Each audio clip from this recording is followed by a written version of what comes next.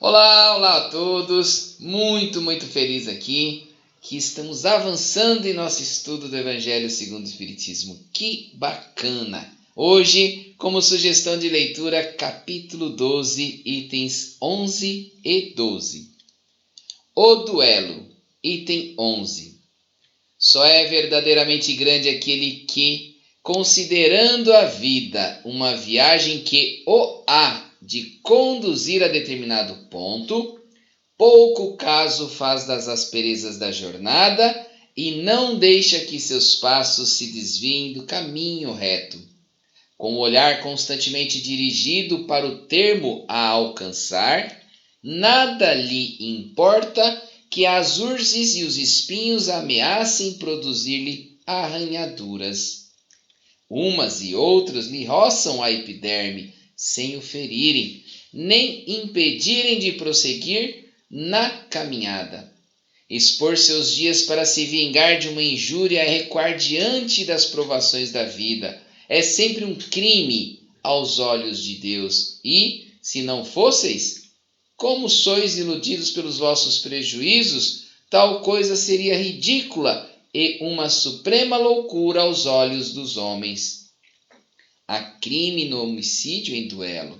A vossa própria legislação o reconhece. Ninguém tem o direito, em caso algum, de atentar contra a vida de seu semelhante. É um crime aos olhos de Deus, que vos traçou a linha de conduta que tendes de seguir. Nisso, mais do que em qualquer outra circunstância, sois juízes em sua causa própria. Lembrai-vos de que somente vós será perdoado conforme perdoardes. Pelo perdão vos acercais da divindade, pois a clemência é irmã do poder.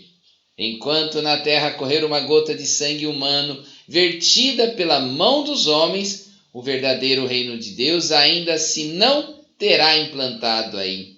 Reino de paz e de amor que há de banir para sempre do vosso planeta a animosidade, a discórdia, a guerra. Então, a palavra duelo somente existirá na vossa linguagem como longínqua e vaga recordação de um passado que se foi. Nenhum outro antagonismo existirá entre os homens, afora a nobre rivalidade do bem. Mensagem enviada pelo Espírito Superior Adolfo, bispo de Argel, em Marmande, 1861. Item 12.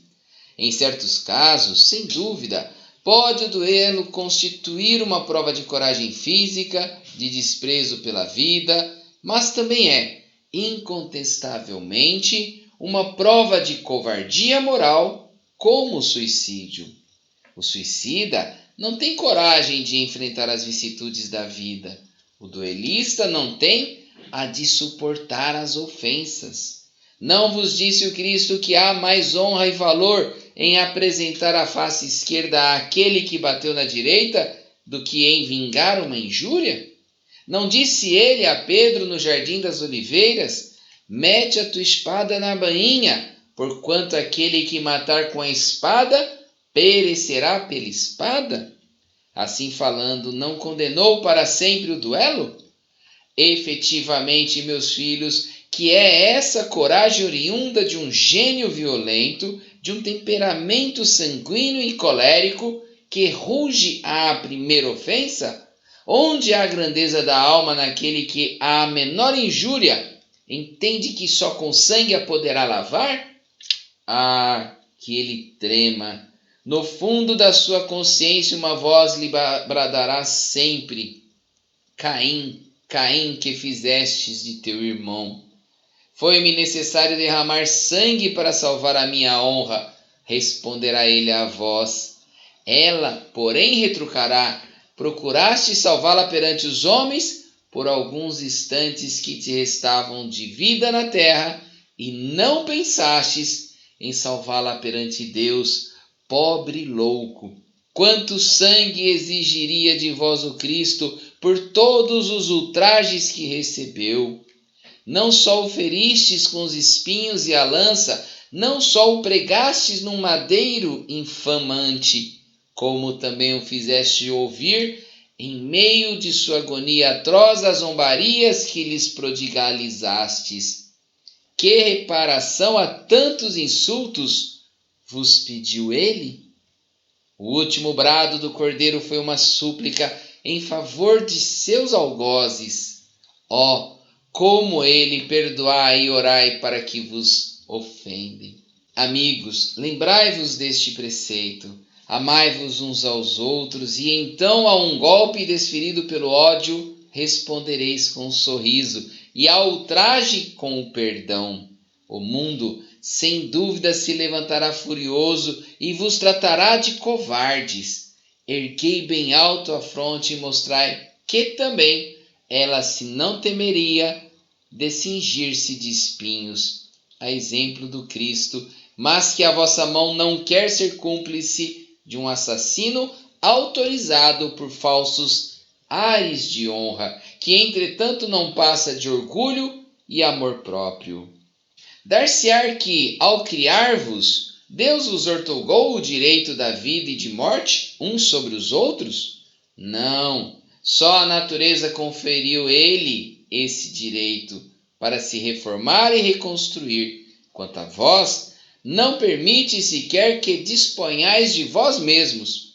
Como suicida, o duelista se achará marcado com sangue quando comparecer perante Deus.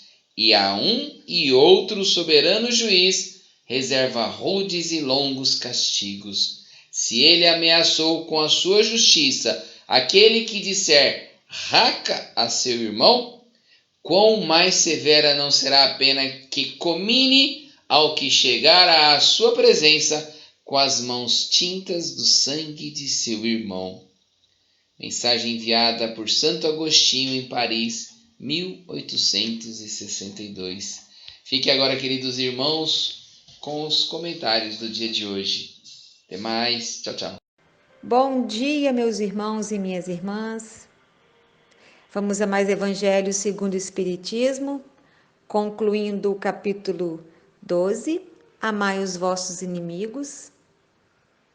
O tema que iniciaremos hoje, o duelo, ele compreende vários itens e, por ser ainda um tema tão atual, iremos dividir em mais partes para realizarmos os comentários. E para hoje, teremos os itens 11 e 12.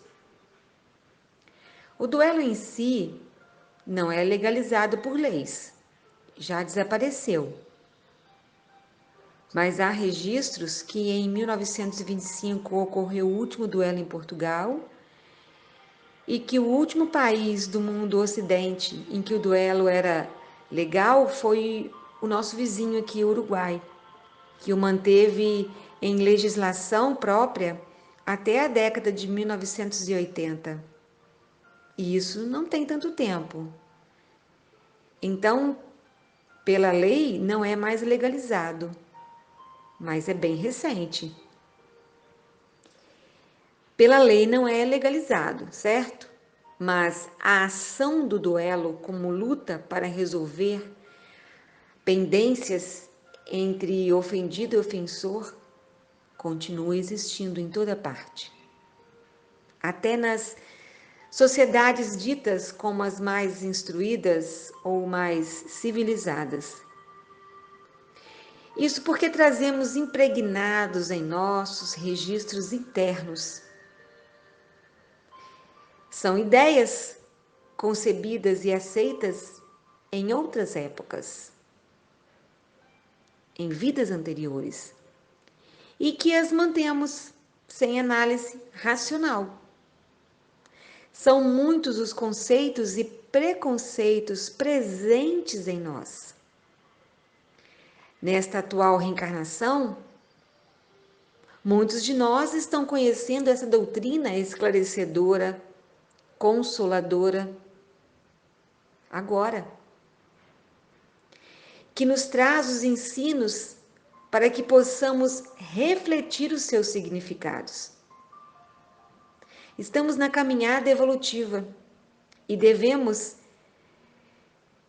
preservar o esforço em seguir nos moldando aos ensinos do Cristo.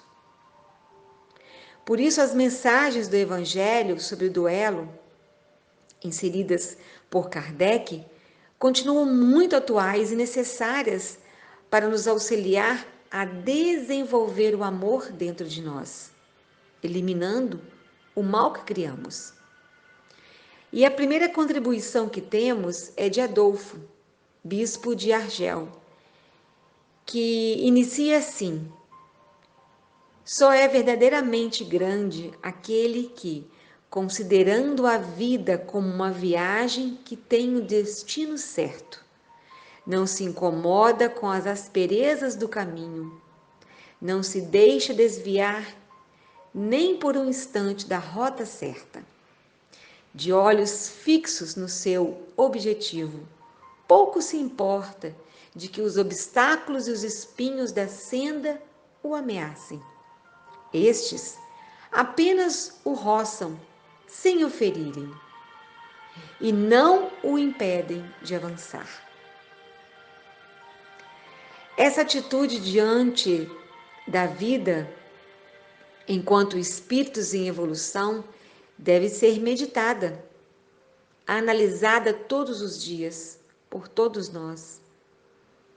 Somos espíritos despertos para a realidade do espírito imortal, na busca de pautar o viver com essa ideia, direcionando a inteligência e o coração. O Espiritismo a torna bem clara nos seus princípios básicos. Assim, arriscar os dias para vingar uma ofensa é recuar diante das provas da vida, ou seja, é um ato de rebeldia ao determinismo divino de aperfeiçoamento contínuo. É sempre um crime aos olhos de Deus, e se não estivesseis tão ilhados como estáis nos vossos preconceitos, seria também uma ridícula e suprema loucura aos olhos dos homens. O homem de hoje é o resultado de um longo processo intelectual e moral, fruto de vidas sucessivas e do livre-arbítrio, condicionado ao seu entendimento sobre a vida, sobre os seres e sobre tudo o que nos relaciona. Assim, a ideia de matar para vingar uma ofensa, por pior que essa ofensa seja, é um dos preconceitos que ainda vagam nos pensamentos e nos corações, como frutos do orgulho, do egoísmo. Um crime aos olhos da legislação jurídica de hoje e também aos olhos da justiça divina. Temos também uma frase nesse item que muito deve nos inspirar. Lembrai-vos de que somente vos será perdoado conforme perdoardes. Pelo perdão vos acercais da divindade, pois a clemência é irmã do poder. Mais uma vez, temos a certeza de que o duelo contraria a lei do perdão. Perdão ao ofensor.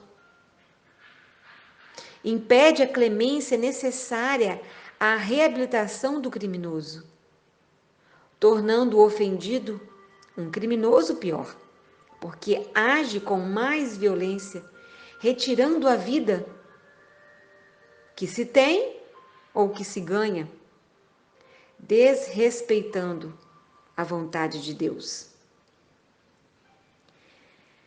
E a segunda mensagem sobre o duelo, assinada por Santo Agostinho, nos diz que em certos casos o duelo pode ser uma prova de coragem física, de desinteresse pela vida, mas é incontestavelmente uma prova de covardia moral, como o suicida. Este não tem coragem de enfrentar as vicissitudes da vida. É assim que ele menciona o suicida. Enquanto o duelista não tem a coragem para suportar as ofensas. Se formos uns dias atrás, nós estudamos os itens 7 e 8, nesse mesmo capítulo, onde os ensinos de Jesus nos manda oferecer a face esquerda a quem fere a direita. Concluindo que estaria Jesus condenando para sempre o duelo. Assim, como Jesus, que viveu os preceitos morais que trouxe a toda a humanidade, nós que aspiramos por ser seus discípulos, aceitemos esses ensinos de nosso mestre, nosso guia e modelo. Vamos repensar as atitudes antes de revidar as ofensas. Vamos compreender que todos nós erramos e precisamos de misericórdia. Todos nós. Estamos desenvolvendo o amor próprio e o amor ao próximo. Enquanto a morte de uns ou de muitos for a solução escolhida pelos que se sentem agravados nos seus brios e orgulhos, a terra continuará sendo um mundo de provas e expiações, com dores e com sofrimentos.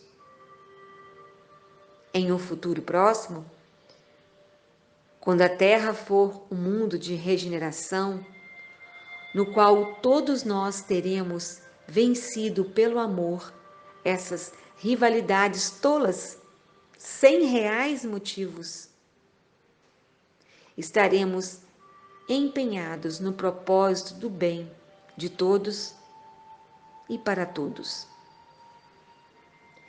Que as bênçãos divinas recaiam sobre nós, nos fortalecendo a vencer a mais uma etapa, vencer a mais desafios.